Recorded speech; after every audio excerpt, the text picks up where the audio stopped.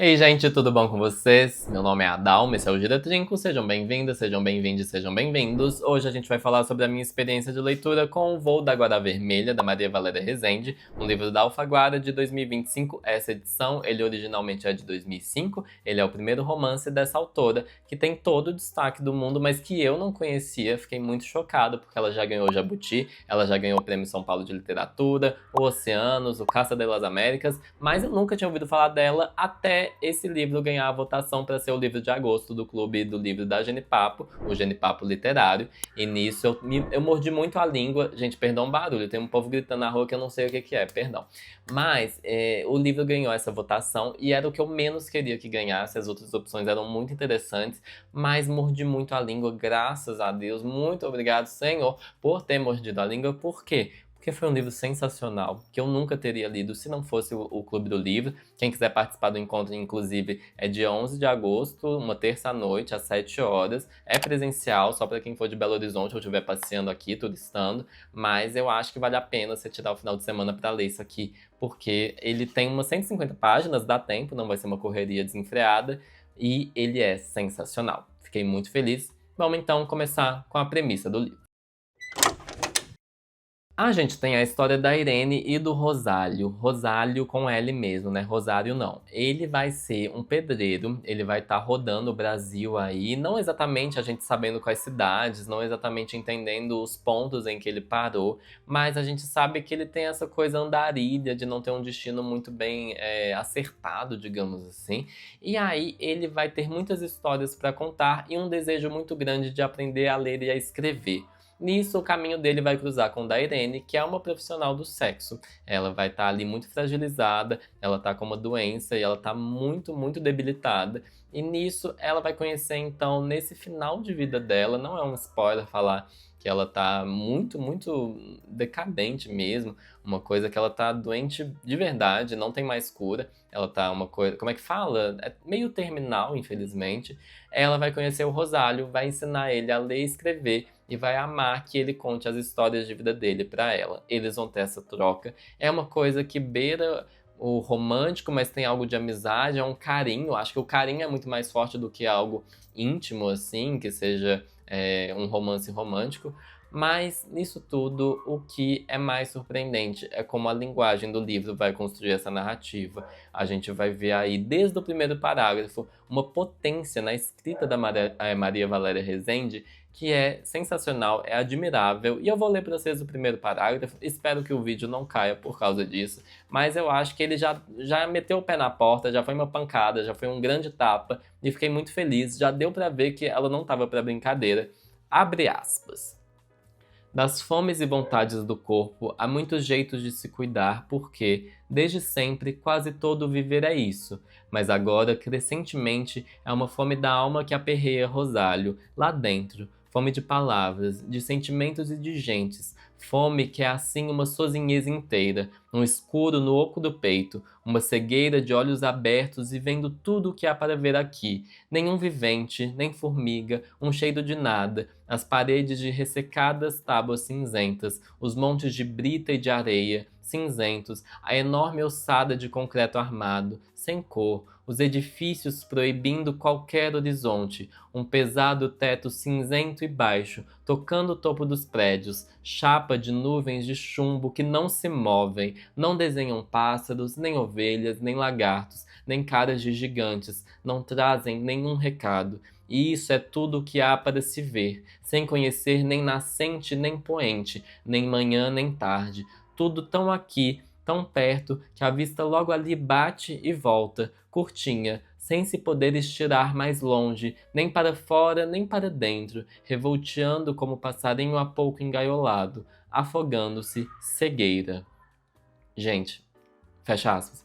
Essa é a primeira frase do livro. Não foi nem o primeiro parágrafo inteiro que eu li. Essa foi a primeira frase de um livro que eu falei assim: o que que tá acontecendo? Quem é essa pessoa? Como pode alguém escrever tão bem? E aí as minhas primeiras as impressões iniciais foi esse choque de parar e ficar, gente, mas por que que ninguém nunca me recomendou esse livro? Por que que as pessoas não estão falando sobre ele? O que que tá acontecendo?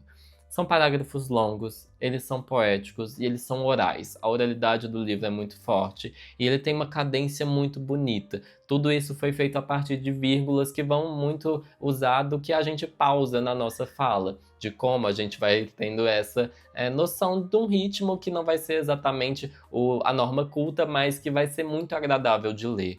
A gente vê aqui algo que eu vou ter que revisitar, uma crítica que eu já fiz muito, porque o livro vai ser muito sobre palavras, sobre a importância da leitura, sobre a importância dos livros, e isso me é cansativo na maioria das obras, porque eu acho que as pessoas não sustentam muito bem o que é tão importante. Mas esse livro aqui vai falar. Você vai entender sim. Por quê? Porque eu descobri depois também que Maria Valéria Rezende é discípula de Paulo Freire. E fez todo sentido que seja esse o caso, porque ela vai ter uma noção muito profunda do que é ensinar as pessoas a ler e a escrever. Como que isso é uma missão e como isso é algo que vai transformar a vida de cada pessoa. Eu já tô ficando meio emocionado. Ai, Deus, eu acho que eu vou chorar nesse vídeo. Mas o que difere ela de outros escritores que tentam fazer isso e que vão para um lado meio tilelê e meio esquerda cirandeira, na minha opinião, é que ela tem uma malícia. Parece que ela entende o que a vida é. E não que as outras pessoas que fazem de um jeito que me deixa impaciente, não que elas não entendam, mas elas não conseguem transmitir. E aqui fica muito óbvio que ela sabe das mazelas do mundo, que ela sabe o que está acontecendo e que não é uma coisa tão banal assim você dar um acesso à pessoa à informação. E isso dá um senso de urgência. Esse livro dá um senso de, meu Deus, eu tenho que ajudar as pessoas a ir para a EJA. Eu quero que as pessoas, assim, sejam elas da idade que elas forem, elas têm que aprender a ler e escrever, porque isso vai mudar a vida delas. Esse foi o nível que eu fiquei afetado por esse livro. Poderia muito bem ser um livro adocicado, mas ele tem potência, ele tem vida real. Ele tem vida real. E é isso que uma narrativa, eu acho que mais conquista quando você vê, mesmo que ele tenha 1 milhão de elementos surreais, fantásticos, coisas que são imaginadas, quando você vê que ele tem aquele toque, aquela essência da vida real, é outra coisa. E é incrível de assistir, de presenciar, na verdade, isso que eu queria dizer. Foi um prazer ler isso aqui. Os nomes dos capítulos, eles vão fazer referências a cores, e isso é muito bonito também. Você vai vendo as pinceladas que o livro vai dando até ele formar finalmente um quadro. E a linguagem é, por si só, uma escolha vocabular tão bonita. A gente tem a Bill, a gente tem a Cássia, a gente tem uma porra do tamborete, que eu adoro quando o livro fala de tamborete.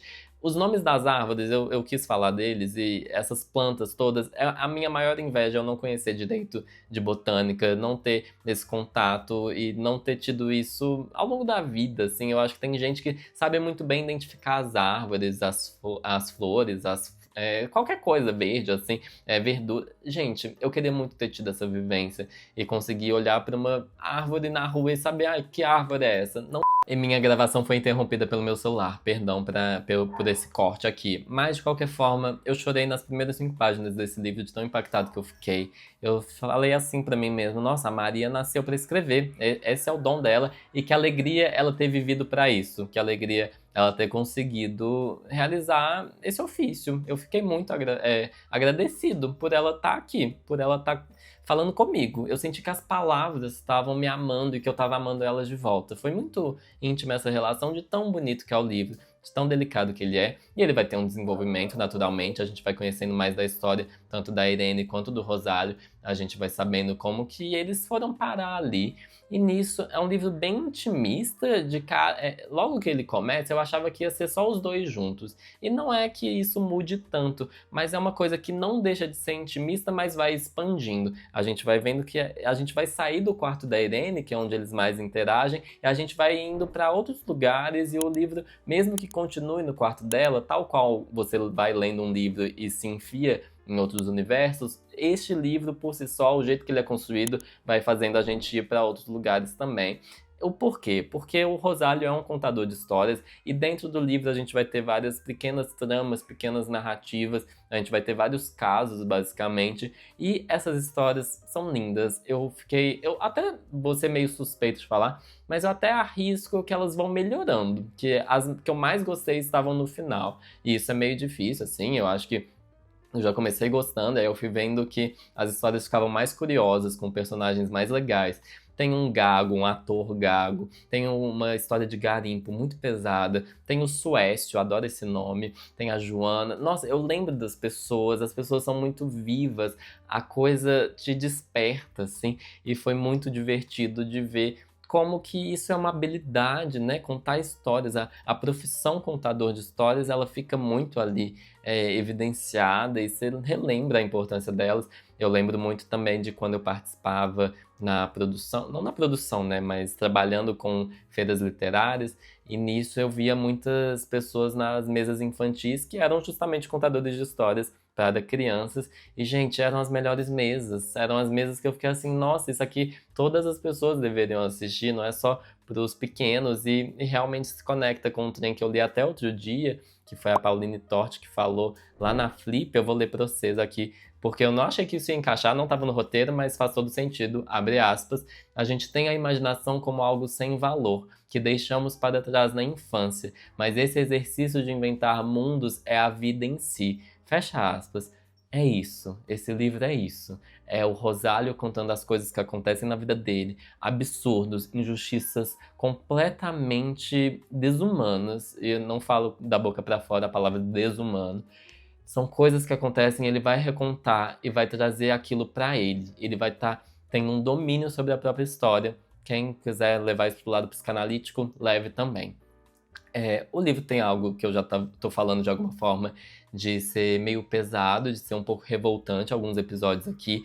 E é uma miséria que tá incrustada nesse livro, que mexe com a gente. Eu acho que miséria, a pessoa passar fome, isso tudo vai num lugar, pelo menos pra mim, eu sei que a minha mãe também, ela vai estar assistindo isso vai em outro lugar, isso vai incomodar a gente de um jeito que, nossa, dá um nojo da humanidade, ao mesmo tempo que o livro é tão bonito. E ele vai fundo, eu acho que ele vai muito fundo nessa revolta. Tem algo de muito puro no Rosalho, que não é ingênuo também, porque a gente vai descobrindo, enquanto ele conta as coisas, que ele tem uma bondade ali, mas que não é de alguém que não tá ciente do que tá acontecendo no mundo, é muito pelo contrário. Ele tá falando, olha, o mundo me tratou muito mal, mas eu me recuso a me dobrar e a ser uma pessoa que vai ser amarga por causa disso. E isso também tem uma beleza. Ai, que livro lindo. Ai, é muito lindo, gente. E é um Mil e Uma Noites, inclusive a Sherazade, ela é citada aqui, é uma referência bem grande dentro do livro. A gente vai ver que esse livro é um Mil e Uma Noites sem a ameaça. É o Rosário tendo esse papel ali, não sendo uma pessoa que vai estar tentando se salvar de um sultão, mas justamente alguém que vai estar compartilhando a vida com a Irene. E tem todos os sentimentos dos dois misturados também. Tem um medo, tem culpa, tem um desejo. É muito legal ver como que eles vão se misturando e isso vai ser tão poético e tão leve ao mesmo tempo. O livro tem essa fluidez, é sensacional, honestamente, e uma hora chega no final. É um final que de alguma forma é previsível e foda-se. Primeira vez que eu acho que eu falo isso no canal. Um final previsível que tô pouco me de ter sabido desde o início que ia terminar assim. Não importa. Tipo, é claro que quando você lê com frequência, você consome obras, você sabe que saber o final. Quer dizer, você tem noção de que saber o final não é algo que deveria estragar um negócio que é bem construído, um negócio que você tem a noção de que foi bem escrito. Tipo, isso não vai afetar. Mas esse aqui. Realmente, gente, eu sabia que ia terminar assim, que a última página ia ser exatamente aquele momento. Que final maravilhoso, que final. Ele é esperançoso de um jeito tão delicado que eu falei. "Ai, eu acho que eu quero escrever." E você fica assim. Essa é a conclusão do vídeo, basicamente. Você fica inspirado. Pra narrar outras histórias, pra você também querer contar as suas histórias. Enquanto eu li isso aqui, que não foi num dia só, eu ia almoçar assim, andava pela rua e pensava, nossa, eu quero falar sobre essa folha que caiu. Foi inspirador nesse nível, de começar a olhar para o mundo de outro jeito. Foi sensacional. Eu quero ler mais dela. Já mais que recomendei o livro. E é isso. Leiam esse livro. Se vocês não gostarem, me expliquem porque vocês não gostaram. Mas foi sensacional. Não tô sendo pago para falar isso. Nem sei como que fiquei tão inspirado, mas aconteceu. É um livro belíssimo. Eu quero manter isso pra mim, quero emprestar para as pessoas, dar de presente. É um negócio que eu tô com vontade de reler algumas histórias que tem aqui. Elas por si só já seriam ótimos contos, já seriam ótimas novelas, assim, algumas coisas que estão dentro do livro, as histórias dentro da história. Dá vontade de reler. Já tô com vontade de reler. Lindo, lindo, lindo, lindo, lindo, lindo, lindo, lindo. Nossa, lindo. E é isso. Muito obrigado a todo mundo que ficou até aqui. Um abraço e um beijo pra vocês. Se inscrevam no canal caso ainda não sejam inscritos. Curtam o vídeo. Comentem alguma coisa. Pode xingar, pode elogiar. Se você já leu esse livro, fale também das suas impressões. Para quem quiser ajudar o canal a acontecer, o Gira Trinco a se manter, por favor, me ajude financeiramente sendo membro do canal. Tem aí 2 tipos de apoio para você. Você pode clicar no botão aí embaixo em algum lugar que te explica melhor. Tem um vídeo só de eu falando como que funciona esse tipo de apoio de membros, e aí você vai ter acesso a conteúdos exclusivos do canal. E também tem o meu clube do livro, além do livro da Genipapo, que talvez na hora que esse vídeo for postado a gente já vai saber qual que vai ser o próximo livro. Se não, vai no Instagram, @livrariagenipapoph, se eu não me engano, que lá a gente já vai ter decidido o livro de setembro. E aí vocês podem participar também. Mas se vocês quiserem um clube do livro que seja virtual, que seja para todo mundo do Brasil, tem o Trin Clube, meu clube. O próximo livro vai ser dia 3 de setembro, o encontro. O livro é As Primas, da Aurora Venturini, um livro da editora Fósforo. Dizem que é super divertido. Ainda não li, mas vai ser meu próximo, inclusive. Vai ter resenha dele também. Então, se mantenham antenados aí. Me sigam no Instagram e no TikTok, @gidatrinco.